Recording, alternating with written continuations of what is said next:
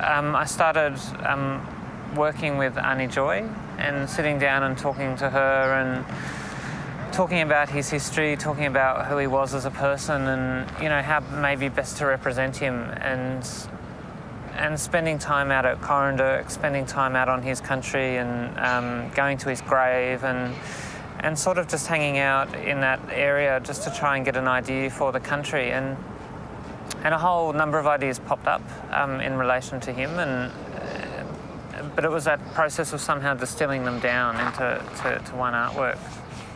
I started looking at a multiple series of works, and that idea of the multiple was really to represent all those different ideas. He was an amazing father who was completely heartbroken when he lost his son. He was an amazing leader. He was a really compassionate friend.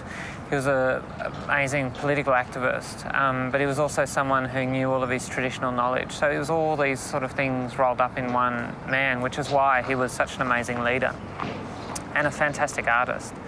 And so to sort of choose these sort of light boxes, these individual light boxes, was in one way to sort of perhaps representing all those different facets of his life. But in another way, they started to represent the 5 different the 5 different groups that make up the Kulin nation. So because he sort of became a leader for the whole Kulin people. So that idea of referencing those 5 groups within those 5 boxes came out of that. The whole idea of making lines and working with line is something which I think is really dominant within the southeast. So, New South Wales, Victoria, that idea of working with carved lines. So people would traditionally either carve possum skins or carve shields or carve trees or carve rock engravings. And often those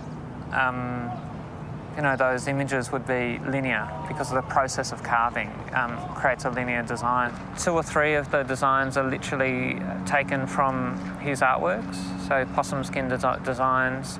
One work is quite a sort of quintessential, I guess, Victorian design that I guess a lot of Kooris from Victoria area would identify very strongly with shield designs. And then the other one is a design that's really special to me. It was one of the first times I got to go overseas, and I was in the British Museum's archive, and I found a club that came from just east of Bathurst, which is where my family's meant to come from. So it's kind of this amazing connection I got to have with this club, and it's got this amazing design, which has really always stuck with me for a really long time. And so that's the other one that's thrown in there into the mix as well.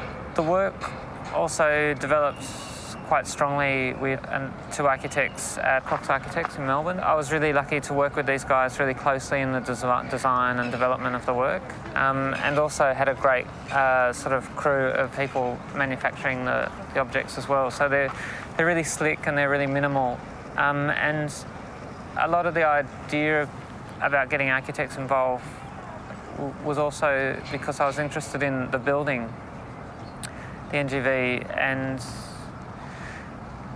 there's this strange link. The whole project was meant to be this bizarre link between somehow making Barak intrinsically linked with the NGV, which had some problems inherently, embedded within it, because, the same time as Barak was fighting for his country, and for his culture, this white institution was growing up. And his work, he wasn't really collected, and he wasn't, part of that mainstream dialogue that this institution stands for. So it was really a bit awkward to try and then somehow take him and replace him back into this institution, which is what the whole, conversation was about. What interested me was a position in the building, one of the few positions in the building that you can stand and actually look out onto the river. But for this project and Barak and looking at his country, the river was such an important link. And also what's great is at that point you're looking through the Aboriginal gallery, so you're looking through this kind of, permanent dedicated space to Aboriginal and Torres Strait Islander culture to the river. So it's this really important sightline. And the other thing that I was really connected with was it's a transitional space. So it's And Barak and his work and what he did was all about transitioning people and all about moving us to different levels and shifting our perspectives and, you know, taking us to hopefully a better place. And I spoke a lot to Annie Joy about that, and, you know, she was really interested in talking about that idea of moving forward and bringing histories together, and that this was an opportunity to do that. But it's been interesting, that link. And so the first work that I actually wanted to do was sitting down and, because the real link between the NGV and Corranderk or Barak is actually the river. So the first project I proposed was to plant the whole river out with wattle and have this corridor of wattle, because Barak predicted his own death. He said that he would die when the wattle bloomed. The idea was to create this memorial which would keep reminding us of this history and keep reminding us of him and this story, and it wasn't just a static artwork that you know, sat like a bronze bust or something in a park. It was this idea of somehow creating something that was living and changing that people could connect with.